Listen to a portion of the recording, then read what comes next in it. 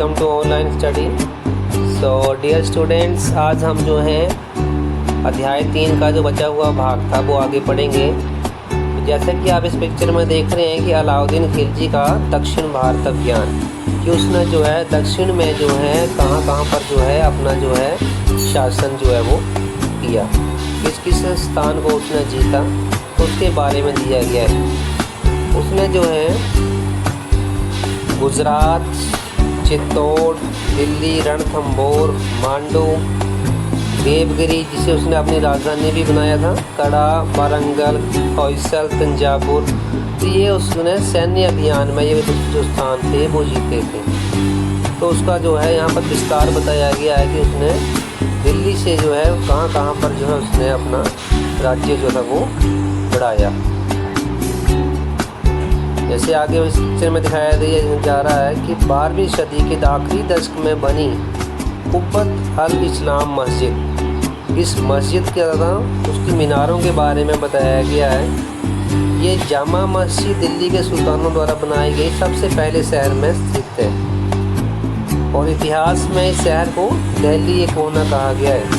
इस मस्जिद को इल्तुतमिश और अलाउद्दीन खिलजी ने इसका आगे विस्तार किया, इसको अच्छे से तैयार किया। मीनार 3 सुल्तानों कुतुबुद्दीन ऐबक, इल्तुतमिश और फिरोज शाह तुगलक द्वारा बनवाई गई है।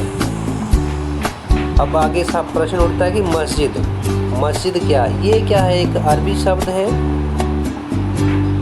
जिसका शाब्दिक अर्थ है ऐसा स्थान जहाँ मुसलमान अल्लाह की आराधना में सज्जा अर्थात घुटना और माथा टेक कर वो पूजा अर्चना करते हैं।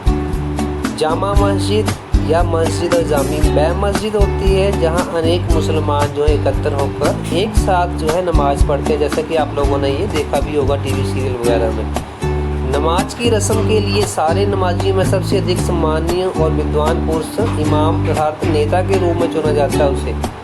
और इमाम क्या था? शुक्रवार की नमाज के दौरान धर्मोपदेश देता है। नमाज के दौरान मुसलमान क्या करते हैं? मक्का की तरफ मुँह करके खड़े होते हैं। अब मक्का स्थान जो है ये भारत के जो है पश्चिम की ओर पड़ता है और मक्का की ओर की दिशा को किबला कहा जाता है। आगे नीचे दिखाई गई है एक बेगमपुरी मस्जिद। ये मोहम्मद तुगलक के राज्यकाल में दिल्ली में उसकी नई राजधानी जहां बना की मुख्य मस्जिद के तौर पर बनाई गई थी। अब दिल्ली के सुल्तानों ने सारे उपमहाद्वीप के अनेक शहरों में अनेक मस्जिदें बनवाई। अब वे क्या करते? मुसलमान इस्लाम के रक्षक होने का दावा करते थे और समान आचार संहिता और आस्था का पालन करते थे और श्रद्धालुओं को परस्पर समुदाय से जुड़े रहने का बोध करवाते थे कि उनके लिए मस्जिदें सहायक हैं। ऐसे ही आगे एक मस्जिद और है मोट की मस्जिद, जो सिकंदर लोदी के शासनकाल में बनाई गई है। ये जो मस्जिद आप देख रहे हैं ये सिकंदर लोदी के शासनकाल में बनाई गई है। नेक्स्ट आगे जमाली कमाली की मस्जिद, ये 1520 के दशक में बनाई गई है।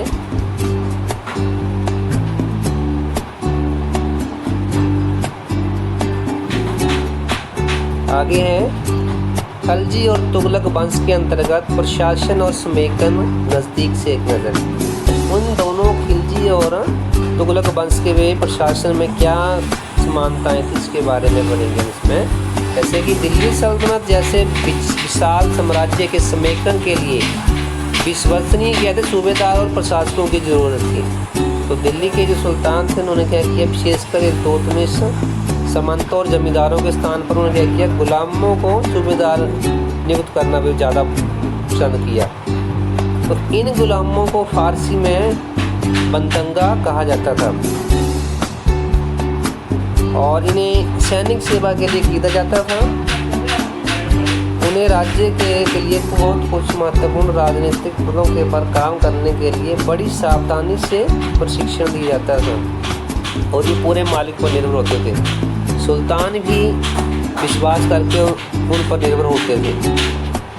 अब आगे बताया गया है बेटों से बढ़कर गुलाम। अब सुल्तानों को सलाह दी जाती थी कि जिस गुलाम को हमने पाला पोसा है और आगे बढ़ाया है उसकी हमें देखभाल करनी, क्योंकि तकदीर अच्छी हो तभी पूरी ज़िंदगी में कभी कभी भी योग्य और अनुभव गुलाम मिलता है। बुद्धिमानों का कहना है कि योग्य और अनुभवी गुलाम बेटे से भी बढ़कर होता है।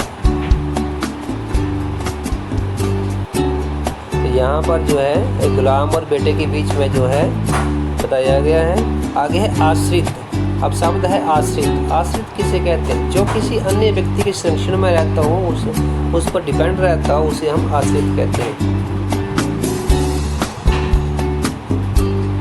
गुलाम और आश्रित अपने मालिकों के संरक्षण के प्रति वफादार रहते थे और अपने जो उनके उत्तराधिकारी उनके प्रति नहीं रहते थे। नए सुल्तानों के अपने नौकर होते थे, फलस्वरूप क्या करते थे, वो शासक सिंहासन पर बैठते ही नए पुराने सरदारों के बीच टकराव हो जाते थे, और जिससे क्या होता था, फारसी तवारी के लेखकों ने क्या किया, निचले खानदान के लोगों को ऊंचे पद पर बिठाने के लिए दिल्ली के सुल्तानों की उन्होंने आलोचना करनी शुरू कर दी।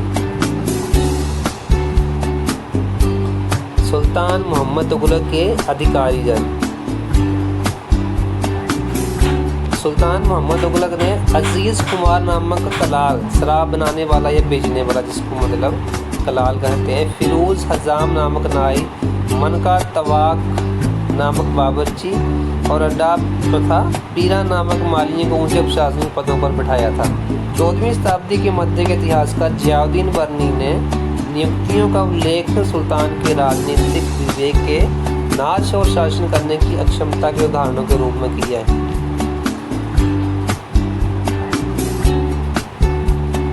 अब आगे बताया गया कि सुल्तान और खिलजी तुगलक वंश में क्या था, सेना नायकों के भिन्न भिन्न आकारों के इलाके के सूबेदारों में नियुक्त करते थे वो। अब ये इलाके क्या कहते थे, इक्ता कहते थे इनको, और इन्हें संभालने के लिए अधिकारी इक्तदार या मुक्ति कहे जाते थे। अपनी सैनिक सेवाओं के बदले में क्या करते थे, वेतन के रूप में मुक्ति अपने इलाकों से टैक्स वसूल करते थे और उससे जो रकम मिलती थी उसी से सैनिकों को वो वेतन देते थे। अब उनका काबू का मुक्ति का लोगों पर काबू बनने का प्रभावी तरीका था कि उनको वंश परंपरा से ना चले, वो कोई भी एकता थोड़े समय के लिए ही मिले, जिससे उनका स्थानांतरण जो है कर दिया जाए। तो बड़ी कठोरता के साथ वो काम करते थे, उनका नियमों का पालन करते थे। जब दिल्ली सुल्तान शहरों से दूर आंतरिक इलाकों को भी अपने अधिकार में ले आए तो उन्होंने भूमि के स्वामी सामंतों और अमीर जमींदारों को भी अपनी सत्ता के आगे झुकने के वो बाध्य कर दिया। तो अलाउद्दीन खिलजी के शासनकाल में भू राजस्व के निर्धारण और वसूली के कार्यों को राज्य नियंत्रण में ले लिया। तो स्थानीय सामंतों ने क्या किया, उसके ऊपर टैक्स लगाने का अधिकार उनसे वो छीन लिया, बल्कि इसमें उन्हें भी कर चुकाने को बाध्य किया गया। तो इस तरह जो है वो काम करते थे। और उसमें 3 तरह के टैक्स थे। अलाउद्दीन खिलजी के समय 3 तरह टैक्स। एक था एग्रीकल्चर, कृषि का, जिसे खराज कहा जाता था, जो किसान की उपज का लगभग 50% होता था। तो जितनी गेहूँ थी उसमें से आधी गेहूँ जो थी वो जो राजा को देनी पड़ती थी। मवेशियों पर कर, जो पशु रखे होते थे उनके ऊपर टैक्स लगता था। घरों पर कर, ये 3 प्रकार के कर थे।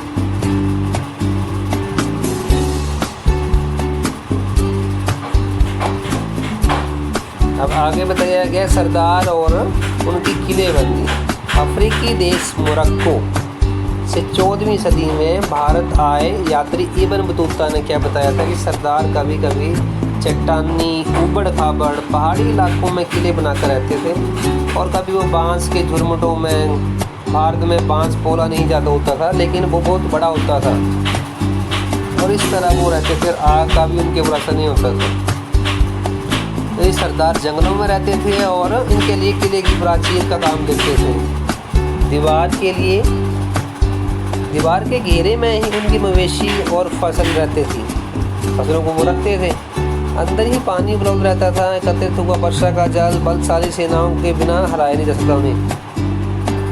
तो ये उनके बारे में बताया गया है। आगे चंगेज़ खान, इसके नेतृत्व में जो मंगोलों ने 1219 में ईरान में ट्रांसऑक्सियाना आधुनिक उज्बेकिस्तान पर जो है उन्होंने हमला किया और शीघ्र दिल्ली सल्तनत पर उन्हें धावा झेलना पड़ा था। तो अलाउद्दीन खिलजी और मोहम्मद तुगलक के शासनकाल के आरंभ में दिल्ली पर मंगोलों के धावे बढ़ गए, मतलब आक्रमण शुरू ज़्यादा हो गए। तो सुल्तानों को एक विशाल स्थानीय सेना रखनी पड़ी थी।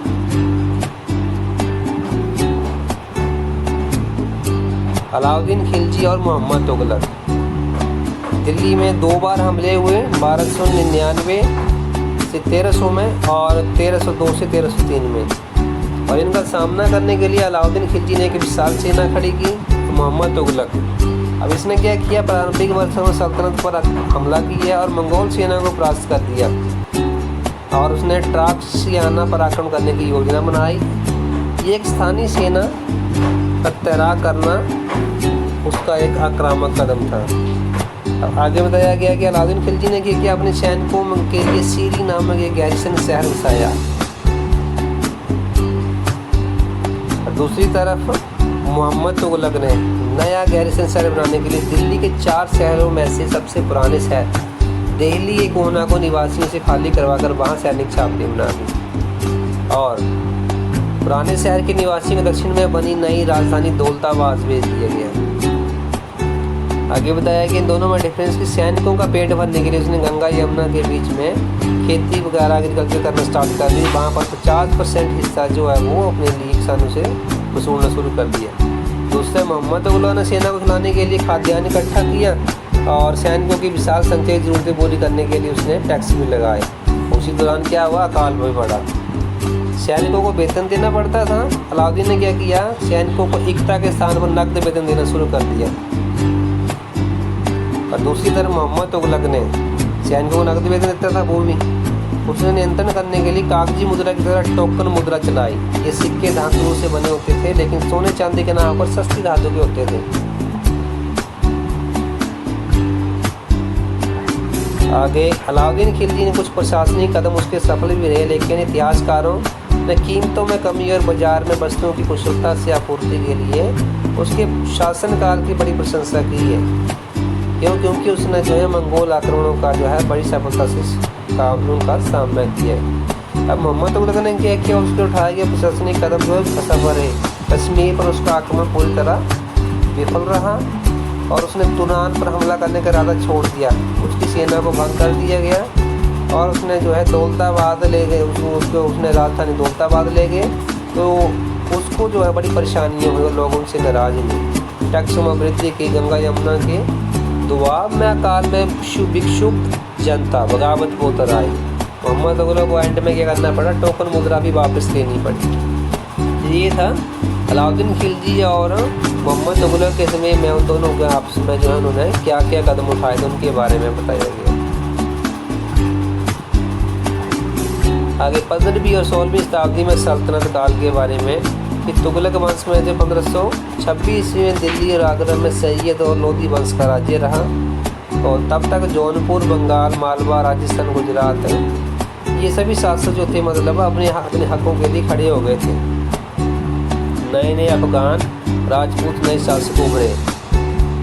शेरशाह सूरी ने 1540 से 1545 ईस्वी तक जो है बिहार में अपने चाचा के साथ जो है एक प्रबंधक के रूप में काम शुरू किया था। इसी तरह आदरणीय शासकों ने भी काम किया और उन्होंने भी आगे लड़ाइयों में अपना योगदान दिया।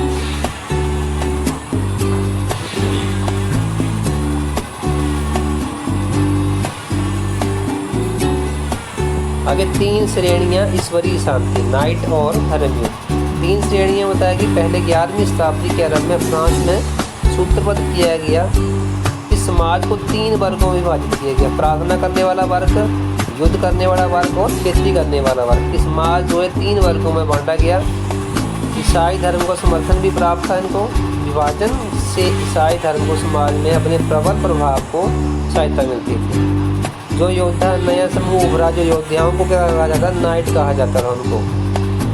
ईसाई धर्म एक समूह को संरक्षण देता था और अपनी ईश्वरीय शांति की अवधारणा के प्रचार में उपयोग करता था।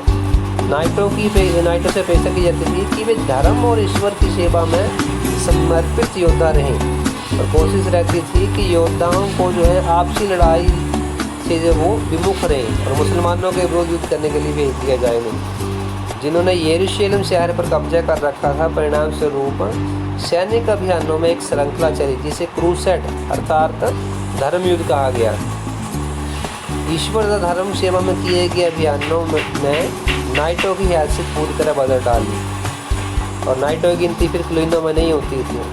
फ्रांस में 11वीं सदी के अंत तक जर्मनी में 19वीं सदी के 3 योद्धाओं के 3 हीन अतीत को बुला दिया गया और 12वीं सदी तक कुलीन वर्ग के लोग जो है नाइट कहलाना चाहने लगे थे। तो ये था पार्ट 3 का बचा हुआ part. I hope you all understand. So dear students, read this lesson. Okay. Thank you. Have a good day.